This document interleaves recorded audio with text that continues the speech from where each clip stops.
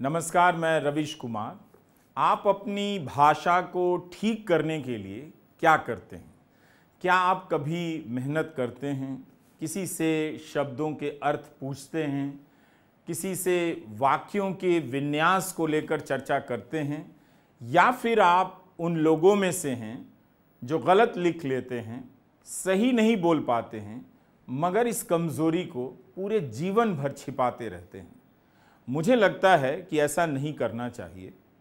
आपसे कोई युवा है या आपसे कोई बुजुर्ग है या आपका कोई समकक्ष है, पूछा कीजिए शब्दों के मायने, वाक्यों के विन्यास के बारे में और व्याकरण के बारे में भी। वरदान से भाषा नहीं आती है। भाषा चाहे वो कितना भी बड़ा विद्वान हो, अभ्यास से आती है। लगातार दैनिक वाचन करते करते किसी को भी लग सकता है, और ये भ्रम मुझे भी हो सकता है, कि हम भाषा के कोई सिद्धस्थ विज्ञानी हैं, ज्ञानी हैं, मगर ये सही नहीं है। रोज़ रोज़ बोलने के क्रम में भी हम भाषा को लेकर गलतियां करते जाते हैं। कई बार शब्दों का उच्चारण ठीक नहीं होता है, क्योंकि वो बहुत कम समय का होता है, इसलिए कई बार पता नहीं चलता है। कई बार शब्दों पर जोर गलत पड़ जाता है तो सारी खूबसूरती मिट जाती है। तो इसे ठीक कैसे किया जाए? तो अलग अलग तरीके हैं, लेकिन हर तरीके में प्रयास है, मेहनत है, श्रम है। इससे बचने का कोई रास्ता नहीं। जिंदगी रील नहीं कि 1 मिनट में आपने रील बनाई और उसके लाइक्स हिट्स को देखकर आपने अपनी कामयाबी का फॉर्मूला निकाल लिया। तो कई तरीके हैं, हम भी कोशिश करते हैं। तो आज लगा कि इस पर हम आपसे बात करें। राजकुमार केसवानी हमारी ज़िंदगी में, हमारी ज़िंदगी के रास्ते से एक ऐसे पत्रकार होकर गुजरे जो अब इस दुनिया में नहीं है, लेकिन उनकी कुछ बातें मुझे बहुत पसंद थीं। एक तो उनकी भाषा, और एक पत्रकार के रूप में जिस तरह से वो लाइब्रेरी बनाते थे अपने दस्तावेज़ों की, जगह जगह से जुटाई गई किताबों की और पत्रिकाओं की, जिन पत्रिकाओं को आप बेकार समझकर फेंक दिया करते थे, राजकुमार केसवानी उन्हें सहेज लिया करते थे। तो कई बार उनका बोला हुआ, उनका लिखा हुआ बहुत ध्यान से पढ़ता रहा हूँ, ताकि अपनी भाषा में सुधार कर सकूँ। आज दोपहर भी उनकी भेजी गई आखिरी किताब, शायद आखिरी किताब, ये कशकोल है, पढ़ रहा था। तो अचानक से मैं बोलते बोलते पढ़ने लगा, और ये मैं महसूस कर रहा था कि कई शब्दों का उच्चारण कई दिनों से सही तरीके से नहीं किया। हो सकता है आज भी ना कर पाऊँ। तो मैं झट कैमरे के सामने आ गया। मुझे लगा कि एक हिस्सा पढ़ना चाहिए और देखना चाहिए कि जिस अंदाज में वो लिख रहे हैं उस अंदाज में मैं बोल पाता हूँ या नहीं। राजकुमार केसवानी लिखने में उस्ताद तो थे, जब बोलते थे तब भी उसमें रस भर देते थे, और ये रस किसी दैविक शक्ति से नहीं, परमात्मा के किसी वरदान से नहीं, बल्कि अपने जीवन भर के श्रम की बदौलत वो भरते थे। तो यहाँ श्रम, प्रयास हमेशा याद रखिएगा, शॉर्टकट लाइफ में होता नहीं। तो इस किताब की भूमिका में दिल की बातें में लिखते हैं। देखिए वो किस तरह से लिख रहे हैं, नाम किताब का किस तरह से रखते हैं, उसकी बात लिखते हैं, दिल की बातें।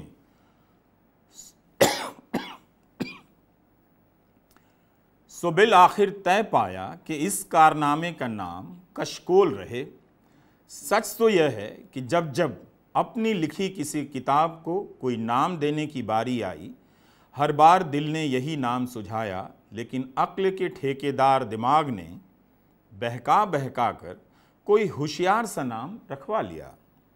इस झगड़े की वजह यह कि दिल मानता है कि मैंने अब तक जो कुछ भी लिखा है मुझे इसी दुनिया के लोगों से ही हासिल हुआ है। कभी माजी में खो चुके दानिश्वर, कभी आसपास की दुनिया के हम अस्र, हम उम्र और हम सफ़र लोग। दिमाग को गुरूर है कि उसने अपने अक्ल के कारखाने में इस तमाम हासिल को बरसों प्यार से पाला है और नए सांचे में ढाला है। लिहाजा उसी के नाम से जाना जाए, इन तमाम दलीलों का इस बार मुझ पर कोई असर नहीं होगा, लिहाजा फैसला कशकोल पर ठहरा। कशकोल भिक्षा पात्र, फ़कीर का तुम्बा। 13वीं सदी के सूफी संसार में इस कशकोल को कश्ती का भी नाम दिया गया। और हाँ, फ़कीर का यही पात्र शराब का प्याला भी बन जाता है।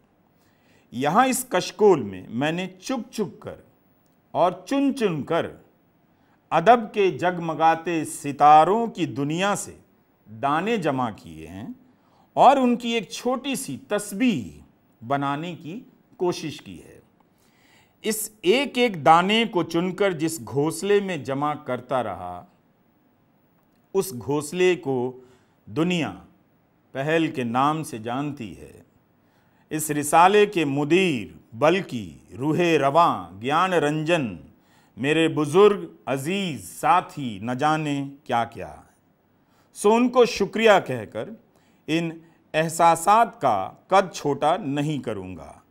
बस अब और क्या कहूँ, उसका शुक्रिया अदा कर दूँ जो बिना मेरे इस लिखे को पढ़े ही जानता है कि मैं क्या लिख रहा हूँ।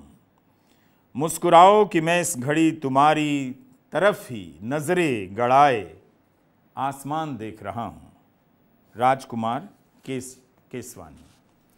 तो इस तरह से उनके लिखने का अंदाज़ था और दावा नहीं करते थे कि वो सब कुछ जानते हैं, मगर लिखते समय जो उनकी खोजबीन की जो दुनिया थी बहुत अलग तरह की थी।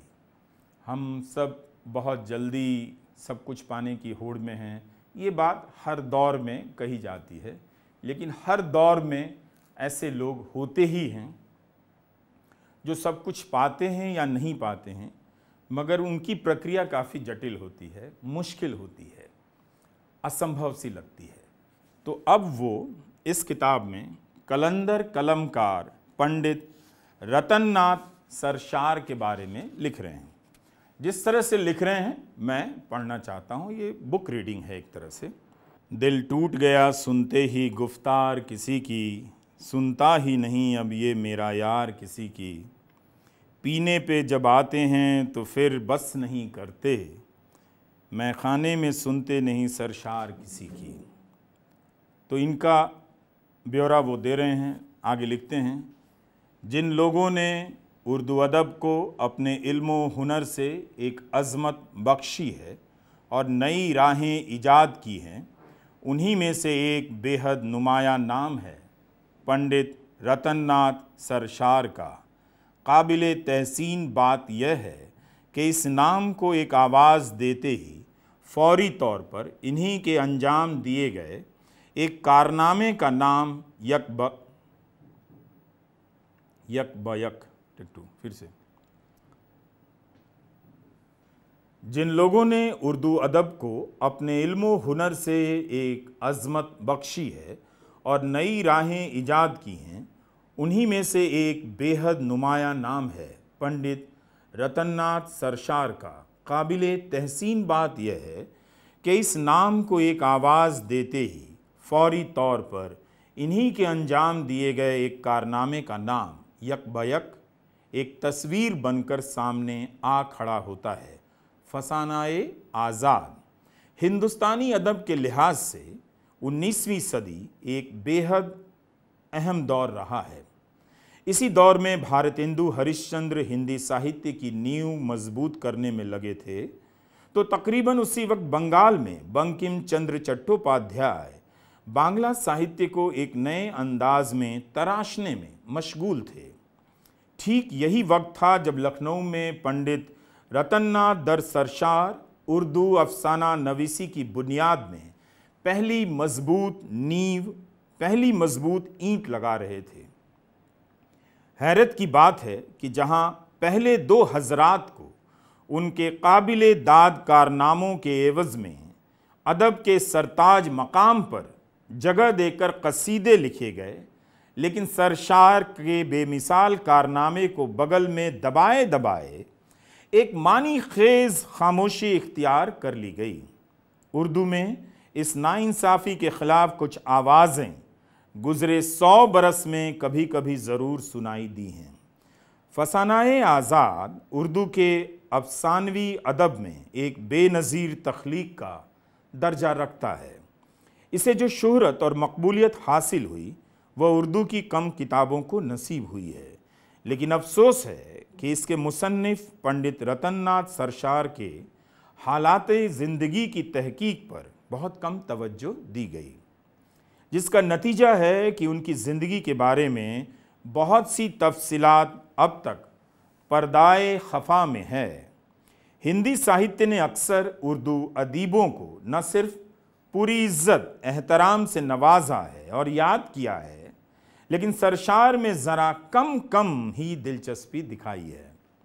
वह भी तब जब हिंदी के सबसे बुलंद पाया लेखक मुंशी प्रेमचंद ने इस हरफन मौला इंसान की तख्लीक को इबादत की हद तक इज्जत दी। खासकर फसानाए आज़ाद का नशा उन पर इस कदर छाया कि उसका तर्जुमा हिंदी में आज़ाद कथा किए बिना नहीं रह सके। बाद में उन्होंने सरशार की कुछ और किताबों सैर कुहसार और जामे सरशार के तर्जुमे भी किए। उस वक्त मेरी उम्र कोई 13 साल की रही होगी। हिंदी बिल्कुल नहीं जानता था। उर्दू के उपन्यास पढ़ने लिखने का उन्माद था। मौलाना शरर, पंडित रतननाथ सरशार, मिर्ज़ा रुस्वा, मौलवी मोहम्मद अली हरदोई निवासी उस वक्त के सर्वप्रिय उपन्यासकार थे। इनकी रचनाएं जहां मिल जाती थीं, स्कूल की याद भूल जाती थी और पुस्तक समाप्त करके ही दम लेता था। पंडित रतननाथ सरशार से तो मुझे तृप्ति ही नहीं होती थी। उनकी सारी रचनाएं मैंने पढ़ डाली। मेरी पहली रचना मुंशी प्रेमचंद, ये उसका हिस्सा है जो राजकुमार केसवानी लिख रहे हैं। इस बात को और खुलकर उन्होंने यह भी तस्लीम किया है कि उनकी लेखनी पर सरशार और शरदचंद्र का असर ज़्यादा और टैगोर का बहुत कम है। यह एक अजब सी हकीकत है कि गैर मामूली किस्म की शख्सियत अक्सर गैर मामूली हालात में ही पैदा होती रही है। पंडित रतननाथ सरशार की पैदाइश भी इंतहाई गैर मामूली दौर में ही हुई। पैदाइश की किसी यकीनी तारीख की गैर मौजूदगी में भी यह कमोबेश मान लिया गया कि सरशार की आमद नवाब वाजिद अली शाह के वालिद नवाब अमजद अली शाह के दौर में अंदाज़न 1846 में हुई होगी। लिखने का क्या खूब तरीका है।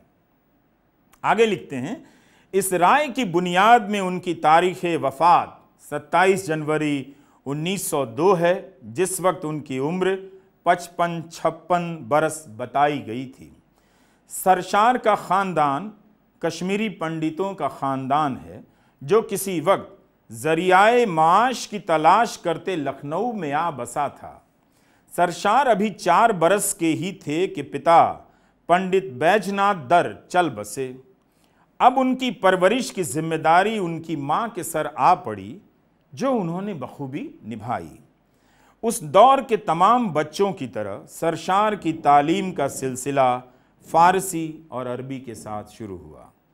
घर के आसपास बसे मुस्लिम घरों में बेरोक टोक आने जाने और उन घरों की औरतों की बोलचाल की ज़बान सुनने और सीखने का सुनहरा मौका मिला। सुनहरा मौका इस मायने में कि यही ज़बान सरशार के अफसानों, ख़ासकर फसानाए आज़ाद की बड़ी ताकत साबित हुई। तो हम भाषा कैसे कैसे कहाँ से सीखते हैं, इसका वर्णन इसमें मिलता है। आगे लिखते हैं, अंग्रेज़ी का दबदबा भी इसी दौर में कायम हो चुका था, लिहाजा स्कूल के बाद से ही अंग्रेज़ी में भी काबिलियत हासिल करने का जुनून सवार हुआ, जो कैनिंग कॉलेज में दाखिले के साथ ही परवान चढ़ा। कुछ हालात की नासाजगारी और कुछ मिजाज में नापायदारी की वजह से सरशार कॉलेज से बिना कोई डिग्री हासिल किए ही निकल आए। इस जगह महज सरशार के किरदार में मौजूद बोहेमियन असरात की गहराई की एक झलक देखना लाजमी हो जाता है, क्योंकि इसी तर्ज़ ज़िंदगी ने उनकी ज़िंदगी की राहें तय की।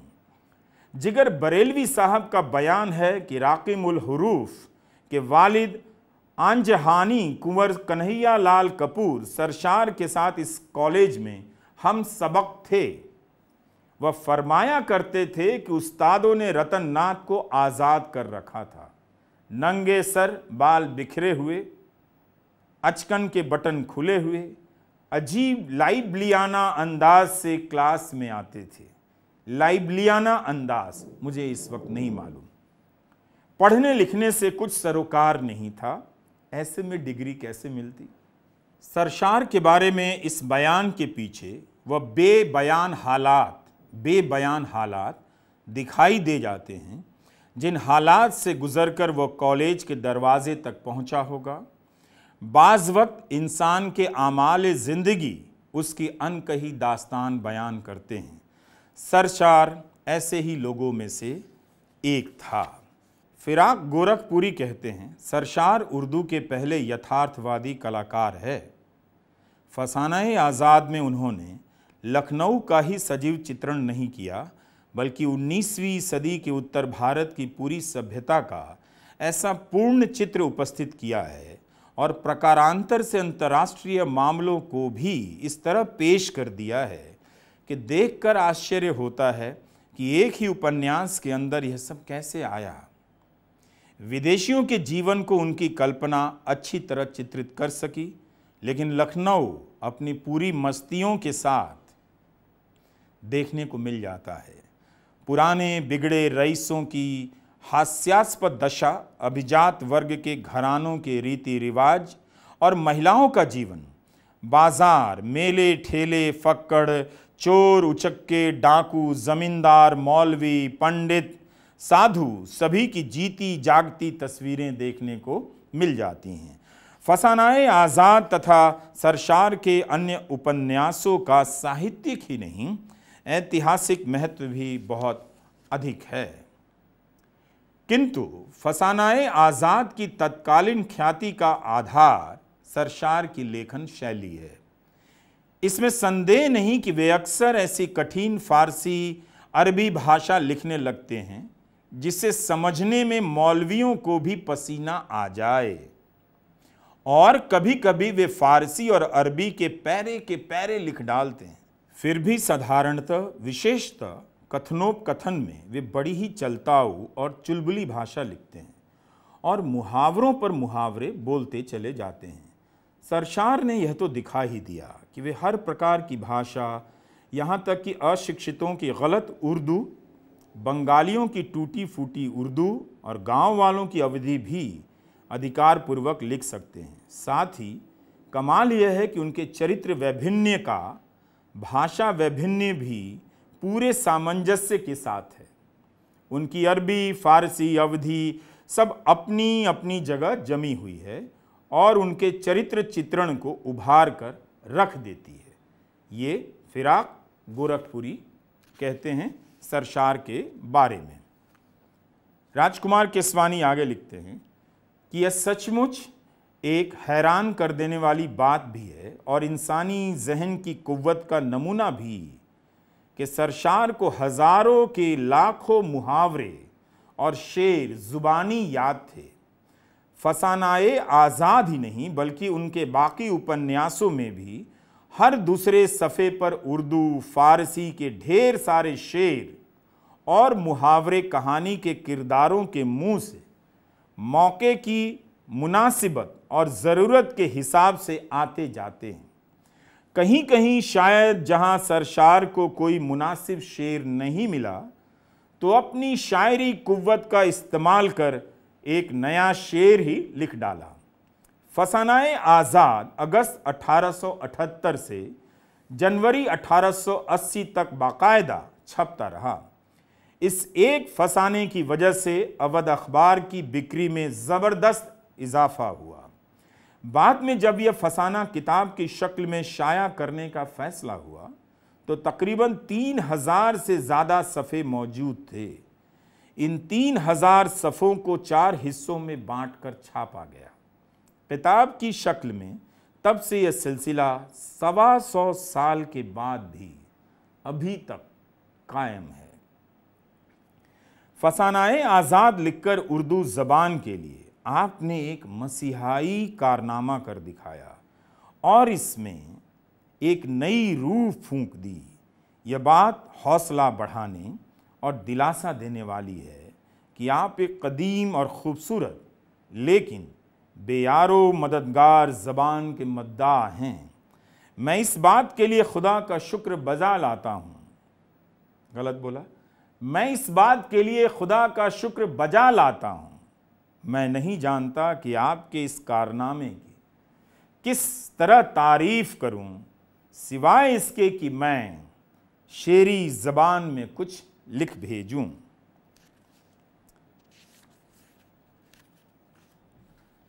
किशन प्रसाद ने खुद भी सरशार को शुरुआत में खूब तवज्जो दी और उनसे खूब काम भी लिया।